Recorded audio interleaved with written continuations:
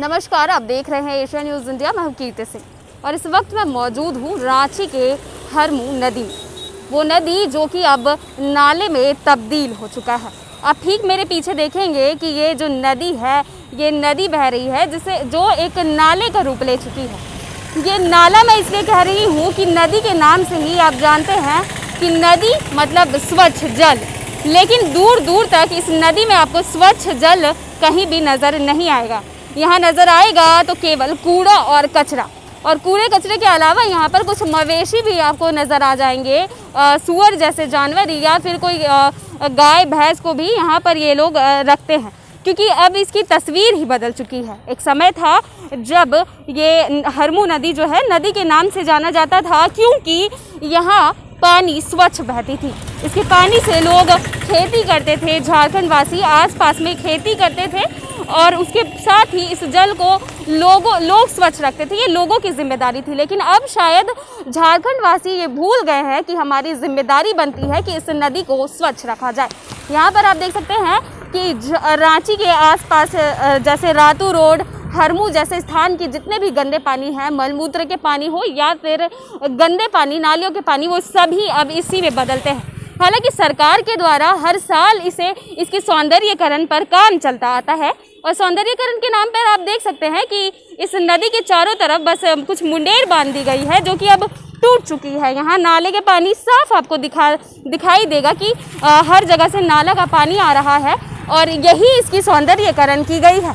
हाँ, साइड में भले ही इसके किनारे किनारे कुछ फूल पौधे ज़रूर लगा दिए गए हैं, ताकि ये इसकी जो सही दुर्दशा है उसे छुपाई जाए, और कहीं ना कहीं इसके फूल पौधों से इसे साफ सुरक्षित दिखाई जाए। लेकिन सरकार ये भूल चुकी है कि लोग आजकल पढ़े लिखे हैं, आजकल लोग देखी हुई चीज़ों पर ज़्यादा भरोसा करते हैं, तभी तो वो ये देख रहे हैं कि इस नदी की क्या हालत हो चुकी है। भले ही आप सौंदर्यीकरण पर करोड़ों रुपए खर्च क्यों ना कर दे, लेकिन इसका भी कोई फ़ायदा नहीं है जनाब, क्योंकि आप देख सकते हैं कि मैंने आपको एक तरफ की दृश्य दिखाई, और दूसरी तरफ आप देख सकते हैं कि इस नदी ने एक मोहल्ले का रूप ले लिया है।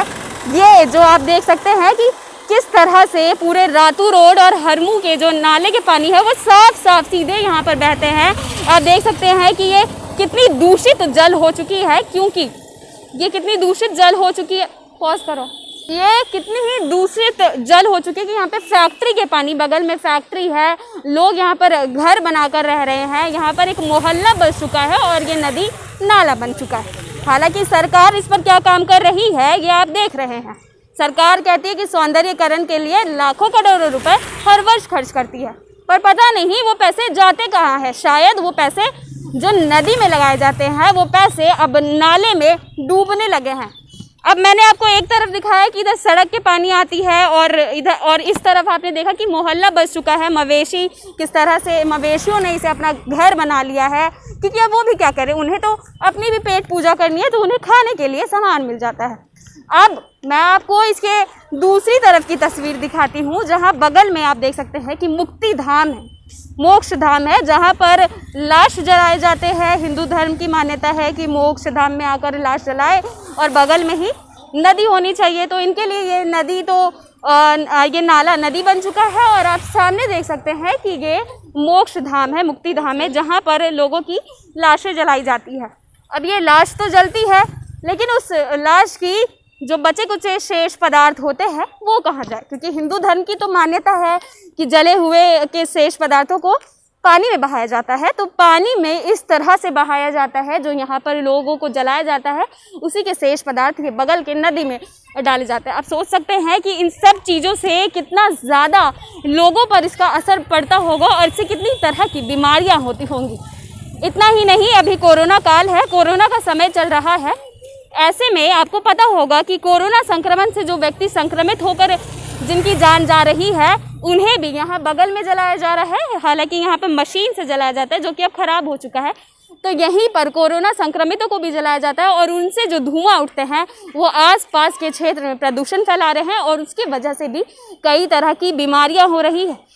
आपकी जानकारी के लिए बता दूं कि ये जो हरमू नदी है ये स्वर्णरेखा नदी में जाकर मिलती है, और स्वर्णरेखा नदी में इस नदी का मिलाव होता है। तो आप समझ सकते हैं कि ये जो नदी स्वरूप नाला जहाँ जहाँ भी जाता होगा अपने साथ कितनी बीमारी और कितने कचरे लेकर जाता होगा। सौंदर्यीकरण के नाम पर सरकार ने तो सभी को दिखा दिया कि सौंदर्यीकरण हो रही है, लेकिन सौंदर्यीकरण यही है जहां पर करोड़ों रुपए खर्च किए गए हैं, लेकिन इस पर ध्यान देने वाला कोई भी व्यक्ति नहीं है। आप देख सकते हैं कि यहाँ के जो आसपास के ग्रामीण लोग हैं वो लोग भी अपनी आम जिंदगी जीने पर मजबूर है, क्योंकि वो भी क्या करें, उनको यहीं पर गुजारा करना है, यहीं पर रहना है। और आसपास के लोगों का कहना है कि इससे जो बीमारियां फैलती है उससे आए दिन उनके बच्चे संक्रमित होते हैं, आए दिन उनके घर में कोई ना कोई बीमार पड़ते ही रहता है, क्योंकि यहीं पर कपड़ा भी धोना होता है और यहीं पर गंदे पानी भी आते हैं।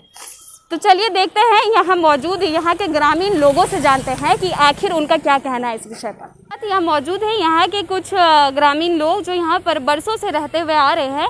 इनका कहना है कि ये जो गंदगी है इसका पूरा इल्ज़ाम इनके ऊपर लगाया जाता है जो यहाँ पर लोग रह रहे हैं, लेकिन यहाँ की सच्चाई कुछ और ही है। तो चलिए इनसे ही जानते हैं कि आखिर ये क्या कहना चाहते हैं। गंदगी टोटल यहाँ से नहीं आ रहा है, काफ़ी दूर से गंदगी आता है और केवल यहाँ इस मोहल्ला के लेकर के काफ़ी लोग बदनाम करते हैं कि मोहल्ला के लोग यहाँ पर पूरा गंदगी फैलाते हैं। सामने देखा जाए जो पौधा जो लगा हुआ है ये कोनो काट करके बाहर लोग नहीं फेंकते हैं, खुद नदी में फेंकते हैं। तो जब खुद यही लोग ऐसा कर रहे हैं और अपने बचने के ख्याल से मोहल्ला वाला के लोग बदनाम करते हैं, ऐसा तो नहीं होना चाहिए ना।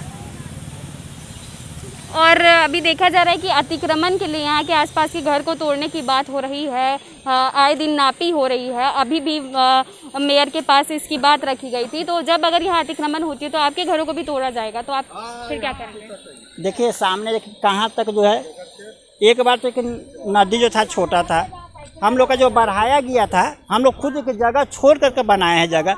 उसके बाद में फिर इस लेवल से जो है ना, अब बताया जा रहा है कि 50 फीट अंदर जाइए। अब बताइए कि हम लोग इतना साल से यहाँ पर हैं तो कहीं बार बार हमने घर तोड़ कर हम लोग बाहर कहाँ चले जाएं, बाल बच्चा छोड़ करके। मैं उसी समय अगला बोल देता कि यहाँ पर अतिक्रमण होगा, घर आप नहीं बनाइए। हमने क्यों बनाते घर को? बिजली बिल आपने क्यों आप बिजली दिए? आपको देना नहीं चाहिए था।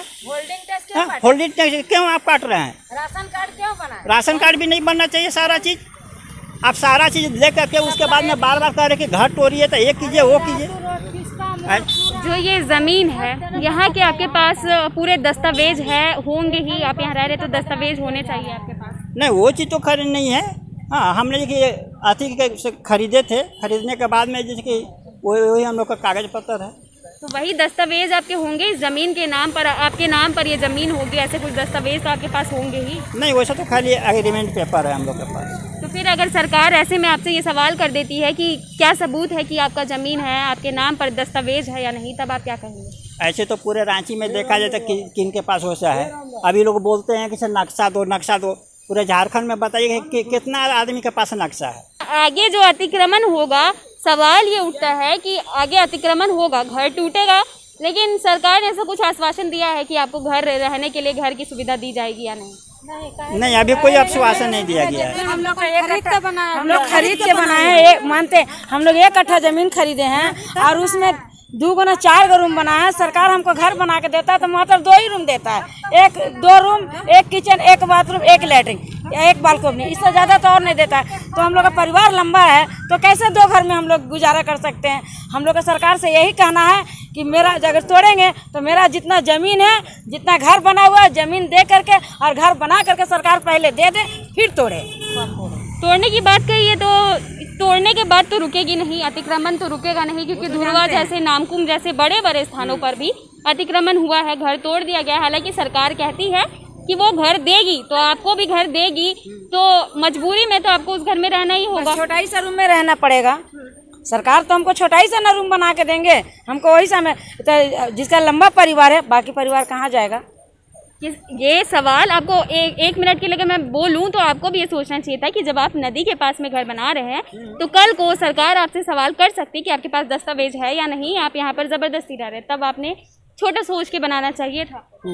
तो दस्तावेज में लोग कागज पत्र ना, कागज पत्र तो है, लेकिन हम लोग का एग्रीमेंट पेपर, जैसे जैसे हम लोग पैसा दिए हैं वैसे वैसे जिसको पैसा, जो पैसा हमसे पाया है उस सारा का साइन है।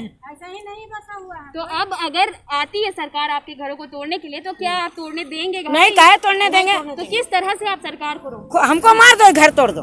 हाँ, बस सही बोल रहे। हमको मार दो, घर तोड़ दो, बुलडोजर चढ़ा दो। इसका खतियान मांगा जा रहा है जो मांगे 1932 का खतियान क्या उनके पास है ये चीज़? यदि उनके पास है तो दिखावे, उसके बाद में तब हम जानते हैं। बात वो कहने की नहीं है ना, जब तोड़ेंगे सरकार तो आप किस तरह से अपनी ज़मीन और अपने घर को बचाएंगे? पता डोजर लेके पियाएंगे, नीचे ज़मीन में सूतेंगे, पहले भैया मार दो, उसके बाद में जितना तोड़ना है तो नहीं हम जरा जिंदा रहेंगे, नहीं हम अपने आपको नहीं देखेंगे। लगता है कि पुलिस प्रशासन आकर आपको हटाएगी? क्योंकि दुर्वा जैसे क्षेत्र में जहाँ पे हजारों लोग रहते हैं उन्हें हटाया गया, उनका भी यही कहना था, पर उन्हें हटा के उनके घर को तोड़ दिया गया। अब तो खैर ऊपर वाले की मर्जी, जैसा वो लोग चाहेंगे वैसा क्या कर सकते हैं। अब हम लोग तो गरीब आदमी हैं, डेली कमाने खाने वाला है। हाँ, अब हम लोग और क्या कर सकते हैं? सरकार की तरफ से कोई आया है बोलने के लिए कि आप खाली करिए या फिर यहाँ अतिक्रमण होगा, ऐसा कुछ बोलने के लिए कोई आया वो है? तो खाली अब क्या बोले जाए, एक दिन आया उसके बाद में नापी दिया, दूसरा दिन नोटिस थमा दिया, बोला कि कल जाकर तोड़ देंगे। ऐसा थोड़ी होता है। तुरंत भर में आदमी 24 घंटा के अंदर में कहाँ जाएगा जी? 24 घंटा में नक्शा मांगता है, 24 घंटा में नक्शा आदमी कहाँ से देगा? कितने आदमी के पास है झारखंड में, पूरे रांची में बता रहे हैं कि कितने आदमी के पास है नक्शा है? और हम लोग झोपड़पट्टी वाला गरीब आदमी से नक्शा मांगा जा रहा है। जब बिल्डिंग वाला से नक्शा देखिए, बिल्डिंग वाला जब कर्मचारी आए थे तो क्या आपको आश्वासन दिया गया था कि आपका घर तोड़ करके आपको रहने के लिए दूसरे घर ये सब कुछ नहीं बोला गया था।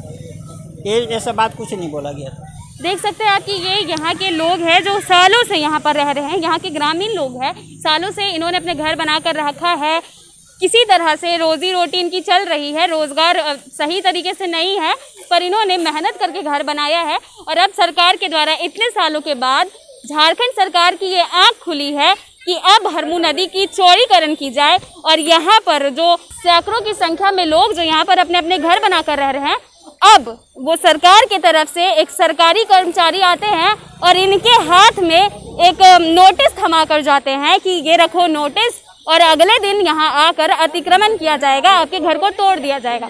तो ये बात जायज़ है कि यहाँ के लोग अगर आक्रोशित हो रहे हैं तो ये जायज़ है कि इतने साल से रह रहे थे तो इन्हें किसी तरह का आश्वासन ही सही ये देना चाहिए था कि आपके घर को तोड़कर हम आपको नए घर देंगे। लेकिन सरकार की तरफ से ऐसा कोई आश्वासन तक नहीं दिया गया है, बस कहा गया है तो इनके घर को तोड़ने के लिए। अब हालांकि इनका कहना है कि ये घर को नहीं तोड़ेंगे, नहीं देंगे, अगर घर तोड़ेंगे तो इनकी जान जाएगी। ये कह रहे हैं कि बुलडोजर के आगे आ जाएंगे।